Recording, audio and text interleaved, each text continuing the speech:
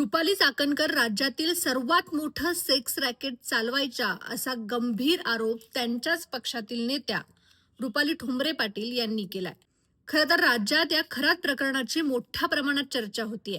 या प्रकरणामुळेच रुपाली चाकणकर यांना त्यांच्या राज्य महिला आयोगाच्या अध्यक्षपदाचा राजीनामा सुद्धा द्यावा लागला होता. आणि याच प्रकरणात आता नवीन सगळे धागेदोरे समोर येत आहेत आणि त्यातच रुपाली ठोंबरे पाटील यांनी हा गंभीर आरोप रुपाली चाकणकर यांच्यावरती केलेला आहे. त्याचबरोबर या सगळ्यामध्ये रुपाली चाकणकर यांना सह आरोपी करून त्यांना अटक करावी अशीही मागणी रुपाली ठोंबरे पाटील यांच्याकडून केली जाते. या सगळ्या प्रकरणाचा भांडाफोड आम्हीच केलाय असं मुख्यमंत्र्यांचं म्हणणं आहे.